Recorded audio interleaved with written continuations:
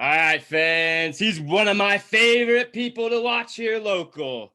He's a jiu-jitsu medalist, a black belt, a stuntman, a writer, a director. But most importantly, he's a wrestler.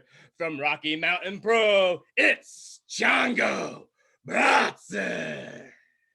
Ta-da! Hello, nerds! Capital to see you all again. Wow, I can't believe you got me tracked down. You did a tremendous job. You've done your homework, old chap. Thank you so much for finally coming on our show here at Eeez and Beez. If you don't know, this is Chango Bronson from Rocky Mountain Pro, one of their best wrestlers in my opinion. But hey, we're gonna dive into his life, find out a little bit about him. Are you ready, buddy? I am ready to perform. Are you ready to perform? I'm born ready. Here we go, my man. Tell my fans and listeners out there, Chongo, how'd you get your start in wrestling? Well, as a young little mini Chongo back in the day, I grew up in a rather tough neighborhood, and I had to learn how to scrap, as they say. So I actually started wrestling, amateur freestyle wrestling at 9. And the place that I did that at 9 years old, there were luchas that trained there. And I just always had sort of just enough access to get, like, I was taking bumps as opposed to like break falls in a traditional martial art landing, taking like theatrical pro wrestling style bumps as early as like 9. And then I really got into it at like 17, and it was either go to college and play football and wrestle in college or go to pro wrestling school. And I ended up at that time choosing college because you have a smaller window. But I mean, pro wrestling was always my first love and my deepest passion, for sure, brother. Awesome. Well, tell me this. Who's your favorite wrestler all time then? Ooh, I don't know, brother. That's a tough question. I got me thinking. You know, day one, man, Crazy recognized Crazy, and I was like, oh, there he is. Hello, old chap. All right. I got you. I can feel that. That's one of my favorites as well. Yeah, the madness was always like, if I got to go one answer to my head, obviously Macho Man Randy Savage is probably my biggest inspiration. But man, there's so many. Ric Flair, you know, Bret the Hitman Hart in a lot of ways, I could say, because that was probably the guy that was the genesis of the light bulb going off in my head of submission wrestling, shoot grappling. Technical. Yes, technical submission chaining, and his storytelling was the inception of me understanding how to technically break a person down with submissions and technical grappling in a way that became my profession. Sure. You know, that all came from Bret Hart. So there's many Chongos and many answers to that question, old Bean. Definitely. And like I said, watching you here definitely recently, I could see some of those intertwined in your repertoire, if I might say. And that's why I enjoy you, because you're not just a solid straight one wrestler. You've got a couple tools in your tool belt, and that's what makes you, I think, one of the better wrestlers over there. Hey, let's keep things moving here, Chongo. How about this? Tell my fans out there, what's the most embarrassing moment you've had in the ring?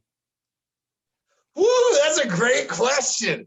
Okay, the most embarrassing moment I've had in the ring. Wow, okay, let's see. All right. I remember, okay, one that's really, I'll tell you one that's like warm up funny, and then I'll tell you the bad one. Right. But like the first one, I was doing my first show. I was teaming with my buddy Kyle King, who's like, he's a very big name, very, very, very over with Kevin Kelly and the ROH types. But we were teaming, that was the Pegasus Coalition, and we were working against some of my buddies here locally, Joe Provider and his guys in the his cult. He has like a whole cult. And I'm working with one of the guys, first time in the ring with him, and I give him, my kick line in the corner, and he doesn't sell my shit. And I was like, this motherfucker is not selling my shit. He was like, oh, okay, you're not selling. Boom! And I gave him a second one.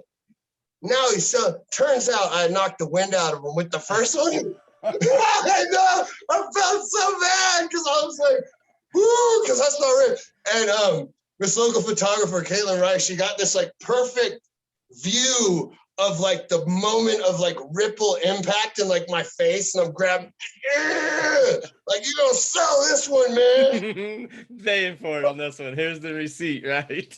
Yeah, for something that I did. Here's my receipt for you. Like, I felt like a dick. So that was pretty embarrassing, I have to say. All right, yeah, definitely being green, kind of feeling like you want to impress. I could see that, and then this guy's not selling for you, but what you didn't know in the meantime was you got him good that he couldn't breathe. So yeah, definitely, I like that. All right, I got one for you here. Obviously, the Eeez and Beez podcast is a breakfast-related podcast. We like to shake things up, scramble the eggs, I might add. But let me ask you this one, Chongo. You're making breakfast tomorrow for a wrestler or wrestling personality. Doesn't matter, either one. What are you making and who you making it for? Oh, that's easy. All right, that's me and Ric Flair, and we are having a crab cake variation on a California Eggs Benedict. We're probably, we probably got some mimosas. I'm not gonna lie. It's Sunday. It's Sunday, Daddy. We have it.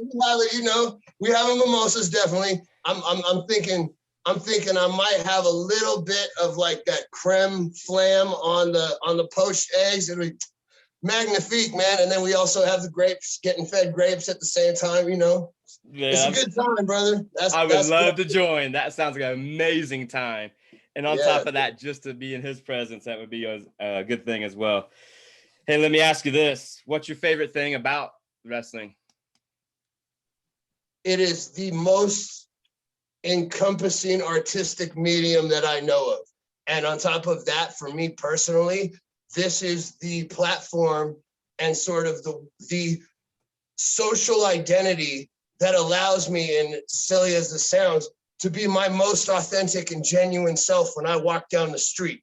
If I'm a guy who's working in an office, that's not who I really am. Me, I'm not somebody playing wrestler. I'm a monster playing a man playing a monster. I really am this. I live this. I breathe this. I don't take this off. So me being able to have the opportunity to be a professional wrestler is the opportunity to be my most authentic self. That's pretty cool. And not very many people can say that. And you pull it off better than anybody, in my opinion. And the best thing about Chongo, folks, if you don't know this, is he does have different characters that he can bring to the ring and different styles. Obviously, like I spoke before, he's got a lot of tools in his tool belt. And if you have not seen Chongo, you need to take a minute out of your time and go look him up and get a little bit of Chongo in your life, in my opinion. Well, Chongo, I appreciate that, old chap. Not everyone can appreciate a Van Gogh, darling. Walmart sells much more wall art. You know what I'm saying? Yeah, Just because your tasted, sophisticated palate appreciates greatness doesn't mean it's for everyone, and that's okay. Scoops of ice cream and whatnot. Chongo digresses. Well, sure. Chongo, tell me this. What's the top 3 podcasts you're listening to right now? Wow. Well, I got to tell you, number one, I mean, straight up, I'm an old school Cornette guy because, okay, one of the guys who influenced me in my career, managed me, sat under his learning tree, came to his house once a week, was Kevin Sullivan. He was instrumental in my transition from being a shooter into being a worker. And I mean, he took me deeply, deeply under his wing, booking meetings, phone calls. And Cornette is a guy that he brought up, right? Cornette is under Kevin Sullivan.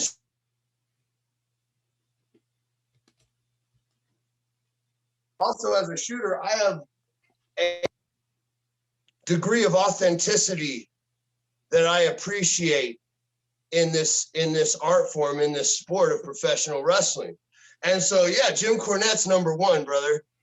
Second, and I won't even put my stuff over until they go home of the show. So we're gonna leave my show off of it. But okay, number 2, man, I actually, it's not really a podcast, but the other thing I do is I have an extensive collection of auditory books on tape, and I go deep hours every single day into listening to the retellings of like the great writers. Like I've probably heard every Lovecraft story maybe 20 times. I know him, going deep. M.R. James is somebody I'm listening to right now, who, if you don't know M.R. James, he's one of the great horror writers of the early 19th century. And he was, his way with words, I mean, there's a level of leaving room for interpretation that I have sort of tried to encapsulate in the way that I do promos, right? Great art doesn't tell you what it is. Great art leaves it to the interpretation of the person that feels whatever the art makes them feel. And whether you're talking about a horror writer or you're talking about a pro wrestler, that's the same job, is to elicit that emotion. And so that's where I draw a lot of my game from these days. When you talk about what I listen to, so those awesome. would be my areas. And those are all great. And I wrote that name down because, we love the murder mystery stuff here on the Eeez and Beez as well. My wife, she does a couple murder mystery episodes every once in a while, touching on past wrestlers, just giving our theories and thoughts. So I'll definitely pass that along to her because I'm sure she'll dig into that. That sounds very interesting. Hey, I only got a few more questions for you before I turn the tables over to you, but I got some good ones. All right. So let me ask you this. If you could go back and be a stunt man in the 80s or 90s for a popular movie, what would it be? If I could have been a stuntman for any movie, any single movie for the 80s and 90s, that's it. I would have been the Predator. I would have replaced Jean-Claude Van Damme, and I would have killed Jesse the Body Ventura. I would have killed Apollo Creed. Yes. I mean, okay, Arnold would have got me in the finish, but I was there. I had to put the baby face over, and I had him chasing all the way to the go home, daddy. Yes. Awesome. I believe it too. I believe it. All right. How about this one? Where's your favorite place that you performed at so far? Wow. Okay. My favorite place that I ever performed at was my first underground pro wrestling show in Seattle when I moved back to Seattle, which is a place I grew up. I moved back after 11 years of living internationally, living in Cali, traveling the world, came back retired world champion from the shoot game. And my first show was at Rebar. And Rebar is one of the iconic venues in Seattle. The first place Nirvana ever played Smells Like Teen Spirit was at Rebar. Rebar's green room you're talking like, it's like Studio 54 of Seattle, basically. And they didn't have a ring, and it was 3-2-1 battle, and it's like underground. It's sort of very, if you've seen Hood Slam, very similar, like on a stage, bar fight style. Okay. And this is very ahead of their time, real campy stuff. But dude, the energy and just understanding where I was, that was like, that's like performing at like the Viper Room or something. You know what I'm saying? Yeah. Like, it's not the biggest, most, I played football in the Staples Center when I played arena football. I played football at Memorial, where USC, I can't think right now. In college, I played against USC. They play where the Olympics happen. I've played at big stadiums, but when you want to talk about like what green room got me electrified, Rebar in Seattle, brother. That would be like the most rock star place I ever played. Awesome. Now have you been back, or are you just that one time? Oh no, Chongo's name was on the green room, brother. I owned that bitch. I took over when I moved back home. That was my first match. I became the king. The spirit animal of Capitol Hill, El Chango Blanco, back in that day. Many timelines, my brother. But sadly, we lost Rebar to COVID.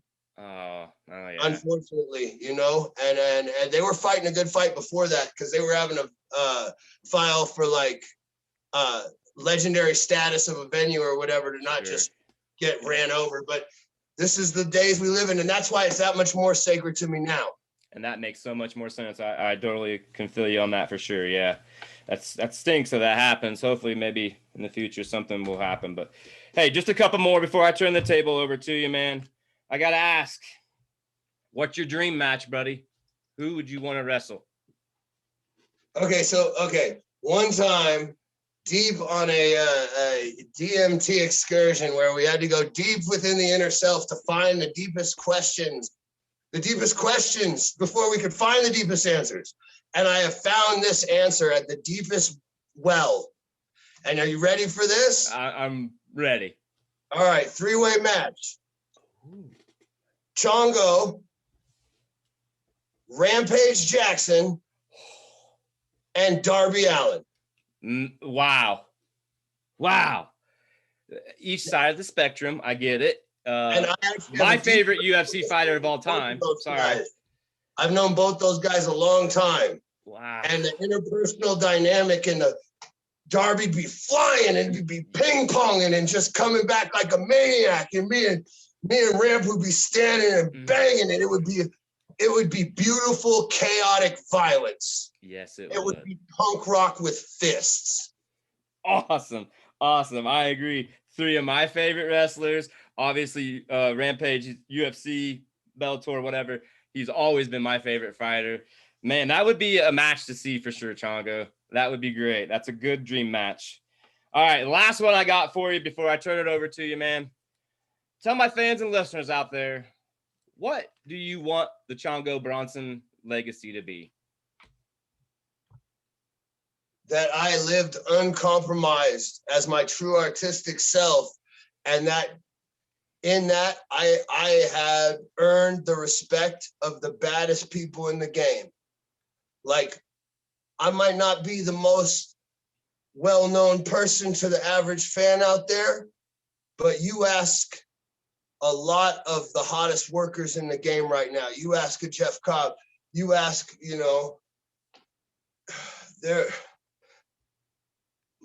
my name is important to guys that mean a lot in this business. And that means a lot to me because I care about the community and the business and the art and the history as a whole, right? I chased my dragon in the fight game. I chased my dragon in football. This is about love. This is Magic Johnson choosing to play on the Harlem Globetrotters, right? This is about the artistic merit of the art form. And I just want to be known. I want to be remembered as, that's a bad motherfucker, but he was a hell of a worker. I can agree. And I think that would be an amazing legacy. And I don't think you could say it any better, buddy. I totally agree. With that, Chongo, buddy, I'm going to turn the tables over to Chongo here, folks. You can catch Chongo tomorrow night on Twitch, the best wrestling on Twitch. That's Rocky Mountain Pro. And maybe catch him next week at the pay-per-view event. But Chongo, how about this? How about you tell my fans where they can find all your craziness at and maybe track you down? Well, thank you. It has been the bee's knees to be on the Eeez and Beez podcast, and we are killing it with the go home. And here's the truth, darlings. We have so many ways you can get a hold of us. Hit us up on Facebook. Hit us up on Twitter. I'm actually trying to build up my Twitter right now because they told me, Chongo, your Twitter numbers are atrocious. I was like, my Twitter handle is Chongo Don't Tweet, man. My literal gimmick of the show is that my arch enemy is the internet. And speaking of the show, the Chongo Don't Show. We are the highest rated weekly episodic comedy show on Twitch. We had over 1 million views last year. We have been doing this for a long time. I was at TwitchCon in 2018. We are pretty much the face of pro wrestling to the Twitch kids. And we do crazy stuff, man. We fight multiple timeline battles with laser guitars and nunchucks that have lightsabers on them. It's very cool. It's very cool. So follow us there. And then Pro Wrestling History Nerds. That's the other thing. My project with Nick Gossert, who's the booker for Lucha Libre and Laughs and Respect Women's Pro here in Colorado. We have a podcast now that is ranked 84th in the world in pro wrestling podcasts out of 84, apparently. But it's fantastic. We are going back to the origins coming out of the Civil War of pro wrestling in the United States and the genesis point of where it was pretty much the equivalent of boxing and how the evolution of gambling morphed it into worked finishes and then how that evolved into what we know now as a full-on work. And it's interesting because we started back at the very beginning, Strangler Lewis and William Muldoon and Mildred Burke and the origins of Lucha Libre, the first masked Lucha Libre. Check that out. Podbean, Pro Wrestling History Nerds. Follow us on Facebook, Twitter. I don't remember what else the nerds tell me to say because Chongo doesn't internet. But I think, and then as far as the pay-per-view, yeah, subscribe to Rocky Mountain Pro Twitch, and you'll catch the action this following Saturday on the 20th. We're gonna be going hard. Yeah. We're filming Charged. Chongo, they don't tell me what I'm gonna do, and I like it that way. Yeah. So I just show up and kick who's ever asked, and I need to kick, and go home and call it a day. Cut, print, martini. Yeah. But join us on the 20th for Charged, and on the 27th for Never Broken, our pay-per-view. And you know what? Let me tell you this: it is false advertised, because I promise you, Chongo's breaking something. Nice. Once again, folks, like he said, check him out tomorrow night on Twitch, the best wrestling on Twitch. It's Rocky Mountain Pro. And next weekend at Never Broken. Folks, before I let you go, Chongo, you got anything to ask old Eddie B? Well, chap, okay, I'll switch it on you. What is the most embarrassing moment you had in pro wrestling? Maybe telling my wife that I liked it. And that's not embarrassing to me, I guess, but it was embarrassing at first to her because she wasn't sure how to react. So that'd be maybe the most embarrassing thing. Me, I've never, unfortunately, stepped in the ring, so I haven't had any of those crazy moments that you've got, on your end. So no, but you're here. You're a part of the community. You're part of the fabric that makes pro wrestling the life that it is. And we're all in this together, brother. So Absolutely. Thank you for having me. This has been awesome. No. Thank you so much for coming on my show, Chongo. And folks, like he said, all of his links to all his shows, his podcasts, his books, his movies, whatever he's doing will be in the link below. Make sure you check it out. Once again, folks, from Rocky Mountain Pro, it's Chango Bronson. Ta-da! Cut, Prince Martini.